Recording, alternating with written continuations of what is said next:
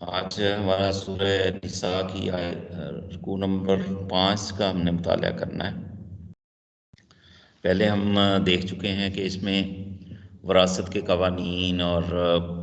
ہماری معاشرتی زندگی کے حوالے سے اللہ تعالیٰ نے احکامات دیے ہیں۔ اب دیکھتے ہیں کہ آگے اللہ تعالیٰ کیا فرما رہے ہیں۔ اعوذ باللہ من الشیطان الرجیم، بسم اللہ الرحمن الرحیم۔ یرید اللہ لیبین لکم، اللہ چاہتا ہے لیبین، تاکہ وہ واضح کرے تمہارے لیے، ویہدیکم، اور وہ تم کو ہدایت دے، سنن الذین، ان کی ان طریقوں کی جو تم سے من قبلکم، تم سے پہلے گزر چکے ہیں، ویتوب علیکم، اور وہ تمہاری توبہ کو قبول کرے، واللہ علیم حکیم، اور اللہ خوب جاننے والا، خوب حکمت والا ہے۔ واللہ یرید، اور اللہ چاہتا ہے، ان یتوب علیکم، کہ وہ تمہاری توبہ کو قبول کرے، وَيُرِيدُ الَّذِينَ يَتَّبِعُونَ الشَّهَوَاتِ، اور وہ چاہتا ہے، وہ چاہتے ہیں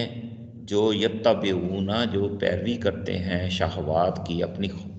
شہوات، خواہشات نفس کی، ان تمیلوا میلا عظیما، کہ ان تمیلوا، کہ دور ہٹ جاؤ تم راہ راست سے، میلا عظیما، بہت دور تک۔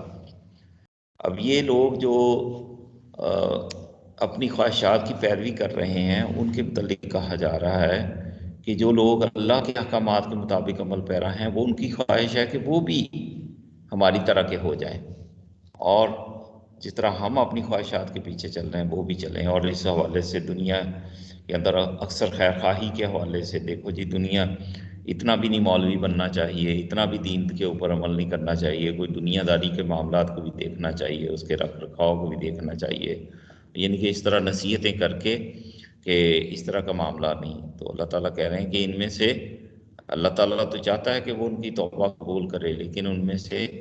وہ لوگ جو اپنی خواہشات کی پیروی کرتے ہیں اور بہت زیادہ اس کی طرف مائل ہیں، اور وہ چاہتے ہیں کہ مگر چاہتے ہیں کہ وہ لوگ جو پیروی کرتے ہیں خواہش کہ دور ہٹ جاؤ تم راہ راست سے، یعنی کہ نبی صلی اللہ علیہ وسلم کے حوالے سے یا اہل ایمان کے حوالے سے بات آ رہی ہے۔ آگے اللہ تعالیٰ فرما رہے ہیں، یرید اللہ ان یخفف عنکم، اور اللہ چاہتا ہے کہ وہ تم سے ہلکا کرے، کس کو؟ بوجھ کو۔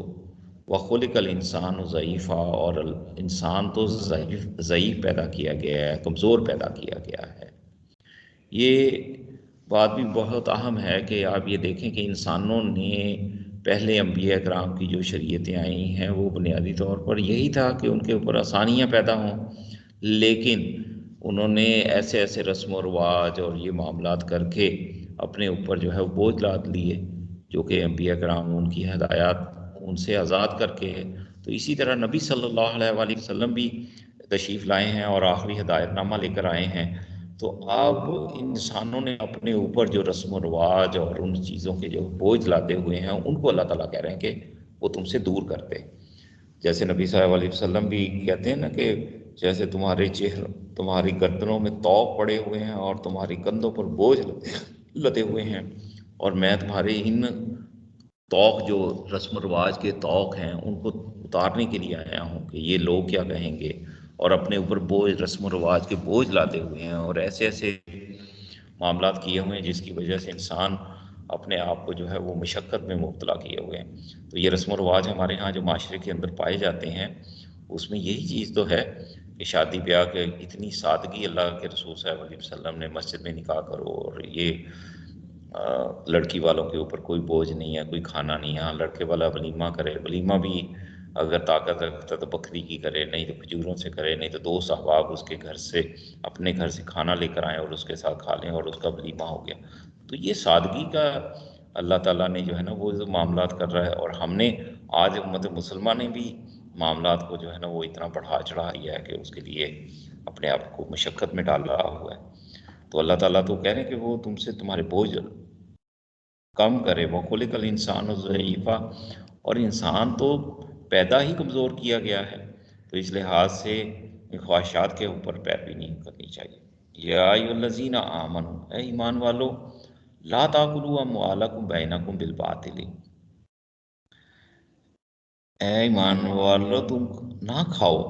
اپنے مالوں کو بینکم بالباطل، باطل طریقے سے،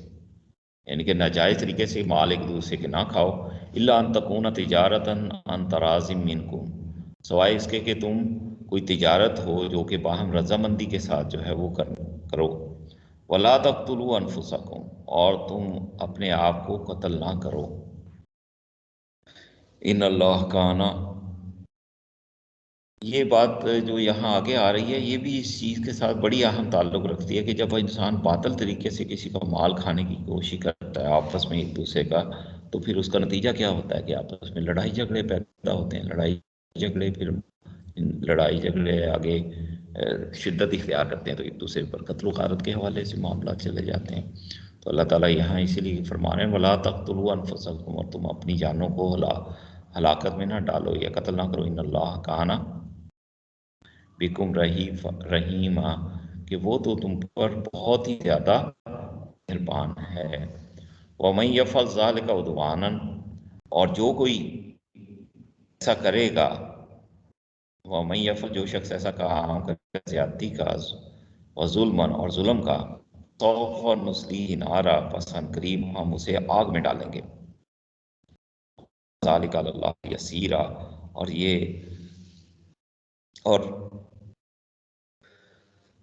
اور یہ اللہ پر بہت ہی آسان ہے۔ ان تجتنبوا کبائر ما تنہون عنہ، اور اگر تم بڑے بڑے گناہوں سے بچتے رہو، ما تنہون، جن سے تمہیں منع کیا گیا ہے، کفر عنکم سیئاتکم، تو ہم تم سے تمہاری برائیوں کو دور کر دیں گے، وندخلکم جنہ مدخلا کریما، اور ہم تم کو داخل کریں گے بہت ہی عزت و احترام کی جگہ پر۔ وَلَا تَتَمَنَّوْا، یہ ہم غالباً کو پڑھ چکے ہوئے ہیں تو اس لحاظ سے میں زیادہ تفصیل میں نہیں جا رہا، ترجمہ کر رہا ہوں، دیکھیں میرا ایک آدھی کلاس میں نہیں ہوا تھا۔ تو وَإِن تَجْتَنِبُوا، یہ بڑے بڑے کبیرہ گناہ آپ کو علم میں ہے کہ یہ توبہ کرنے سے معاف ہوتے ہیں،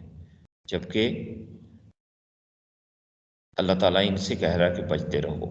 تو اللہ تعالیٰ اگر تم بڑے گناہوں سے بچتے رہو گے تو اللہ تعالیٰ چھوٹے گناہوں کو تو ویسے ہی معاف کر دیتا ہے، نماز پڑھتے ہیں، وضو کرتے ہیں تو اس سے اللہ تعالیٰ ان گناہوں کو، چھوٹے گناہوں کو جو ہے وہ دور کر دیتا ہے۔ لیکن بڑے بڑے گناہ جو ہیں یہ انسان کو جو ہے جہنم میں لے کر جانے کا باعث بنیں گے، جیسے زنا کرنا، شراب پینا، شرک کرنا، والدین کی نافرمانی کرنا،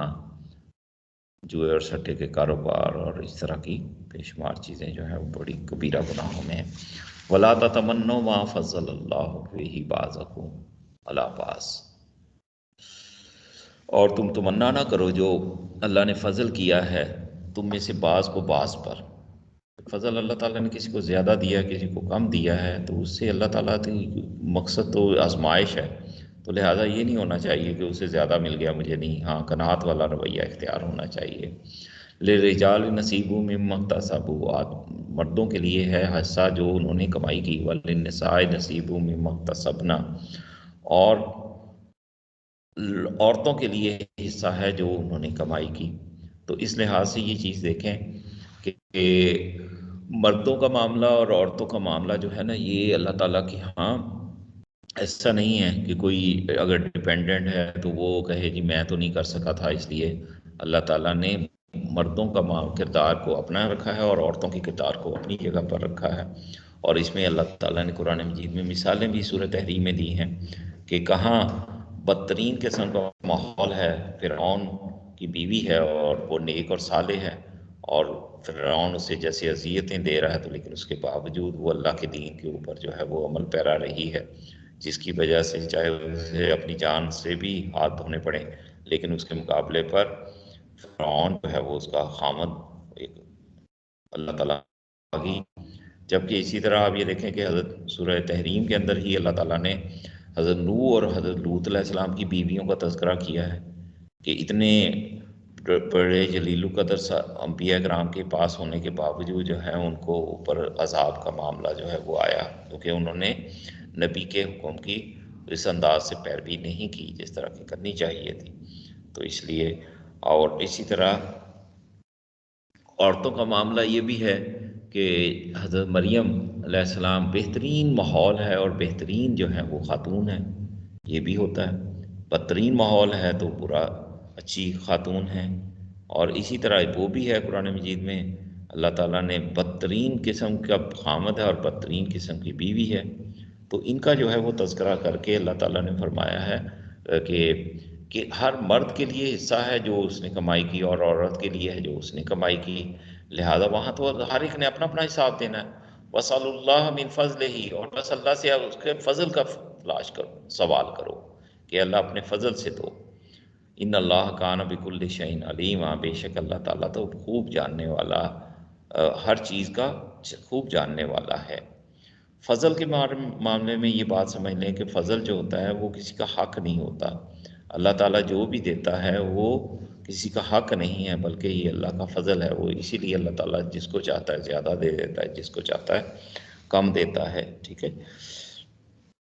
کیونکہ وہ اپنے علم کی بنیاد پر ہے کہ، اور یہ جو اللہ تعالیٰ کا فضل ہوتا ہے وہ بنیادی طور پر اللہ کی طرف سے آزمائش ہوتی ہے کہ جتنی زیادہ ہوگا اتنی ہی آزمائش جو ہے وہ زیادہ سخت ہوگی۔ وَلِكُلٍّ جَعَلْنَا مَوَالِيَ مِمَّا تَرَكَ الْوَالِدَانِ وَالْأَقْرَبُونَ، اور ہم نے وَلِكُلٍّ جَعَلْنَا، اور سب کے لیے مقرر کیے ہیں موالی یا وارث، مما ترک الوالدان، جو والدین جو والدین چھوڑ جائیں، والاقربون، اور قریبی رشتہ دار چھوڑ جائیں، یعنی کہ ان کے لیے اللہ تعالیٰ نے وارث مقرر کیے ہیں،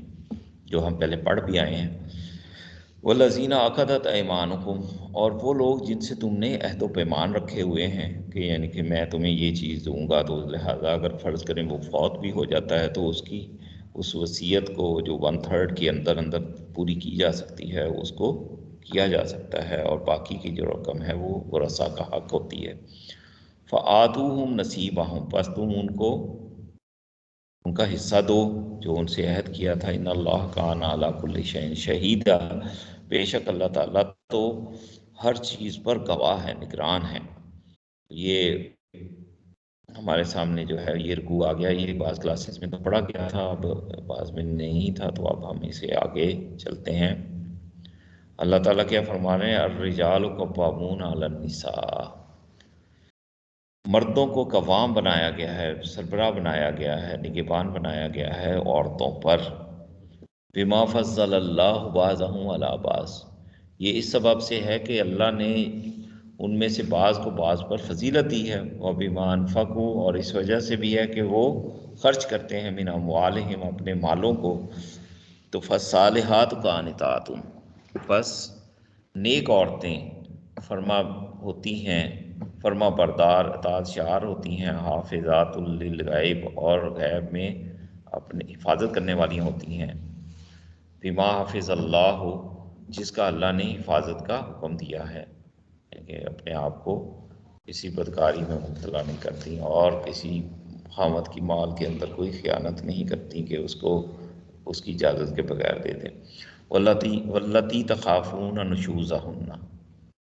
اور وہ عورتیں جن سے تمہیں اندیشہ ہو کہ وہ انہوں نے نافرمانی کی ہے، فائزوہن، پس انہیں جو ہے وہ نصیحت کرو، واہجروہن، اور ان سے تنہا ہو جاؤ، یعنی کہ اپنے بستر الگ کر لو۔ یہ پہلی ہے کہ نصیحت کرنے سے اگر وہ باز آ جاتی ہے، اکثر بیشتر تو وہ ایسا ہی ہوتا ہے کہ خامد اگر سربراہ ہے تو ظاہر بات ہے عورت جو ہے نا اس بات کو مان لیتی ہے۔ دوسری بات یہ ہے کہ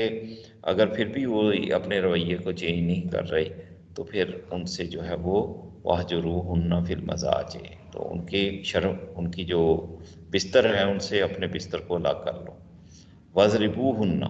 اور اب تیسری چیز جو ہے وہ آئی ہے کہ اگر اس کے باوجود بھی اگر ان کا رویہ جو ہے نا وہ ٹھیک نہیں ہوتا تو پھر اس صورت میں کیا کیا جائے کہ انہیں مارو بھی، یعنی کہ مارنے کے حوالے سے نبی صلی اللہ علیہ وسلم نے یہ بات کہی ہے کہ کسی ایسی سخت چیز سے نہ مارو جس سے کوئی نشان پڑ جائے یا ہڈی کو نقصان پہنچے، چہرے پر نہ مارو، اور مارنا ہے تو مطلب سمجھانے کے لیے، احساس دلانے کے لیے ہلکی سی ضرب لگا دی یا اس طرح کا جو ہے وہ کام، تو یہ نہیں ہے کہ پکڑ کے اسے جیسے جانوروں کی طرح مارا جائے، تو ایسا معاملہ نہیں ہے۔ فَإِنْ أَطَعْنَاكُمْ، پس اگر وہ تمہاری اطاعت کریں فلا تبغوا علیہن سبیلا، تو پس تو نہ تلاش کرو ان پر کوئی راستہ، ان کے اگر وہ کوئی ایسے معاملات وہ انہوں نے کیے ہیں تو اگر نصیحت کرنے سے وہ باز آ گئی ہیں تو اب یہ نہیں ہے کہ اس میں جو ہے ان کے ساتھ جو ہے نا وہ اس طرح کا معاملہ کرو کہ ان کے اوپر جو ہے وہ زیادتی کرنے کا معاملہ جاری رکھو۔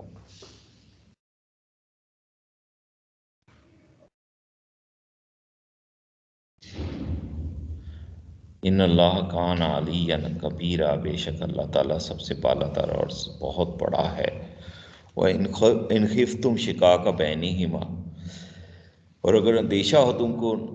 آپس میں ان دونوں کے یعنی کہ میاں بیوی کے آپس میں ناچاکی کا، فَبْعَثُوا حَكَمًا مِّنْ أَهْلِهِ، پس کھڑا کرو، مقرر کرو، حکمن ایک حکم، ثالث من اہلہ اس کے گھر والوں سے، یعنی کہ مرد خامد کے گھر والوں سے، وہ حکم من اہلہا، اور ایک حکم ان کے اس عورت کے گھر والوں کی طرف سے، یعنی کہ بیوی کے گھر والوں کی طرف سے۔ این یریدا اصلاحا، اگر چاہیں گے وہ دونوں اصلاح و احوال کرنا، یوفق اللہ بینہما، تو اللہ تعالیٰ ان کے درمیان میں موافقت پیدا کر دے گا، یعنی کہ فہم انڈرسٹینڈنگ پیدا کر دے گا۔ ان اللہ کان علیما حکیم خبیرہ، بے شک اللہ تعالیٰ تو خوب جاننے والا، خوب باخبر ہے۔ جی، وعبد اللہ، اور تم عبادت کرو اللہ کی، ولا تشرکوا بہ شیئا، اور تم اللہ کے اس کے ساتھ کسی کو شریک نہ ٹھہراؤ، وبالوالدین احسانا، اور والدین کے ساتھ احسان والا رویہ اختیار کرو، وبذی القربی، اور قریبی رشتہ داروں کے ساتھ، والیتامی والمساکین، اور یتیموں اور مسکینوں کے ساتھ، والجار ذی القربی، اور رشتہ دار ہمسایوں کے ساتھ، والجار الجنوب، اور جو پہلو میں ہمسایہ ہو، یعنی کہ جو سفر میں ہو یا عارضی طور پر تمہارا کوئی ساتھی ہے، اس وقت ساتھ سفر کر رہا ہے یا صحبت اس کی ہے، والصاحب بالجنب، اور وہ جو اٹھنے بیٹھنے والوں میں ہو تمہارے ساتھ، وابن السبیل، اور مسافروں کو بھی، وما ملکت ایمانکم، اور جو تمہارے غلام ہیں، ان اللہ لا یحب من کان مختالا فخورا، بے شک اللہ تعالیٰ پسند نہیں کرتا ان لوگوں کو جو بہت مغرور اور شیخی خورے ہوتے ہیں۔ الذین یبخلون ویامرون الناس، وہ لوگ جو بخل کرتے ہیں یعنی کہ کنجوسی کرتے ہیں، ویامرون الناس، اور لوگوں کو حکم دیتے ہیں بالبخل، بخل کا ہی یعنی کنجوسی کا، ویکتمون ما آتاہم اللہ، اور چھپاتے ہیں اس کو جو اللہ نے ان کو دیا ہے اپنے من فضل ہی، اپنے فضل سے، وَأَعْتَدْنَا لِلْكَافِرِينَ عَذَابًا مُهِينًا، اور ہم نے تیار کر رکھا ہے کافروں کے لیے بہت ہی رسوا کرنے والا عذاب۔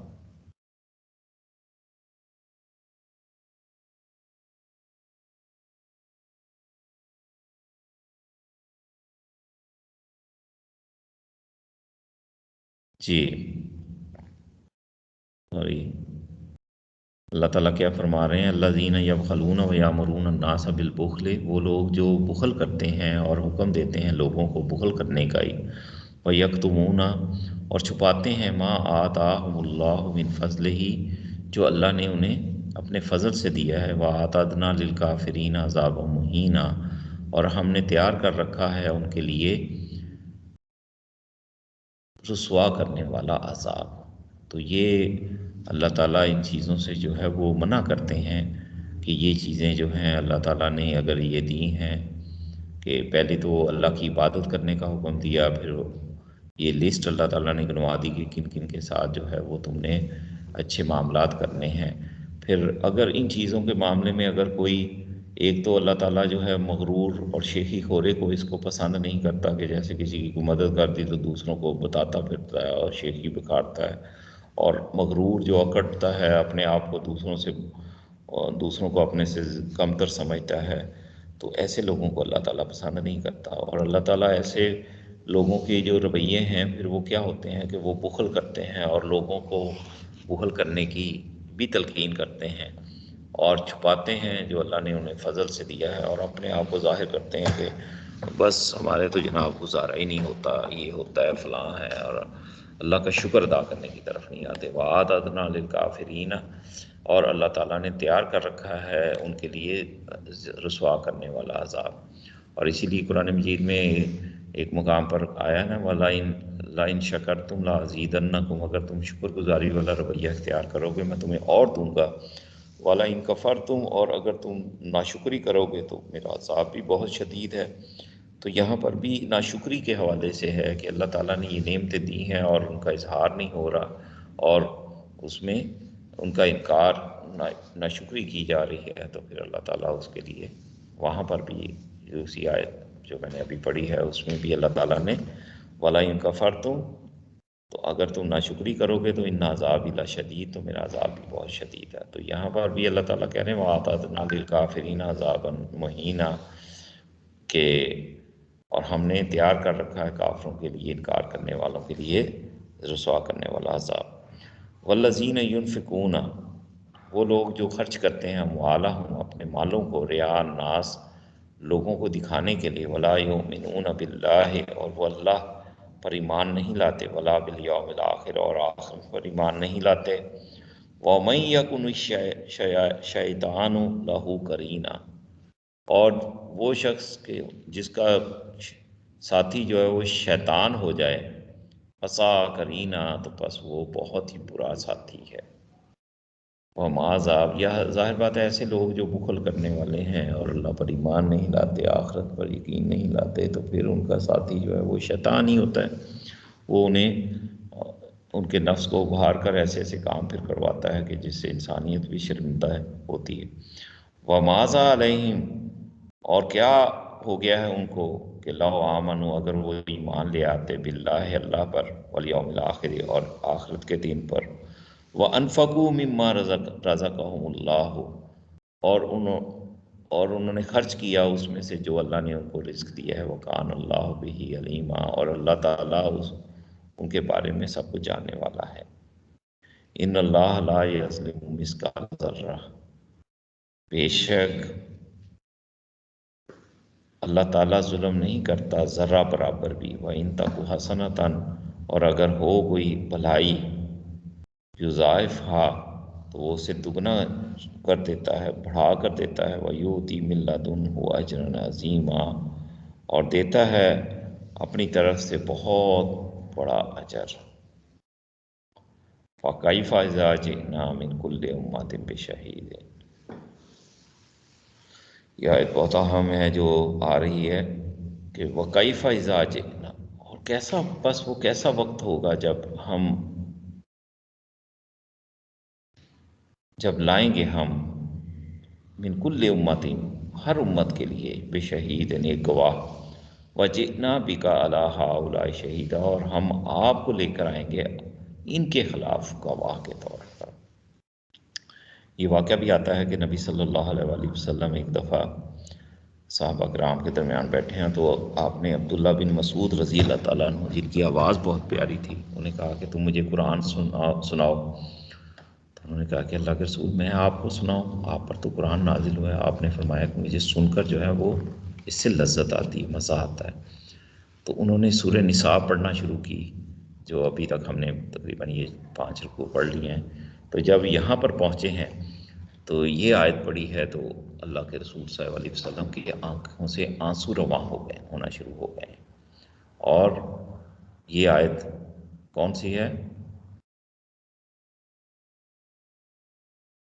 فَكَيْفَ إِذَا جِئْنَا مِن كُلِّ أُمَّةٍ بِشَهِيدٍ، وہ کیسا وقت ہوگا کہ جب ہر امت کے خلاف ایک گواہ لایا جائے گا، اور وَجِئْنَا، اور ہم لائیں گے آپ کو، عَلَىٰ هَؤُلَاءِ شَهِيدًا، ان کے خلاف گواہ۔ تو نبی صلی اللہ علیہ وسلم، ہر نبی جو ہے وہ اپنی امتیوں کے خلاف جو ہے گواہی دے گا۔ گواہی کس چیز کی؟ کہ اے اللہ، یہ پیغام جو تیرا تھا میں نے ان تک پہنچا دیا، اب یہ ذمہ دار ہیں۔ تو نبی صلی اللہ علیہ وسلم کو یہ بات بھی گراں گزر رہی تھی کہ میں اپنی امت کے خلاف گواہی دوں گا۔ تو اس وقت آپ کے آنسو رواں ہونا شروع ہو گئے، اور آپ نے حسبک حسبک حسبک، کہ بس کرو بس کرو بس کرو، مطلب تو جب صحابی کہتے ہیں کہ میں نے جب ان کی طرف چہرہ اپنا سر اٹھا کر ان کی طرف دیکھا تو آپ کے آنسو جو ہیں وہ رواں تھے اس میں۔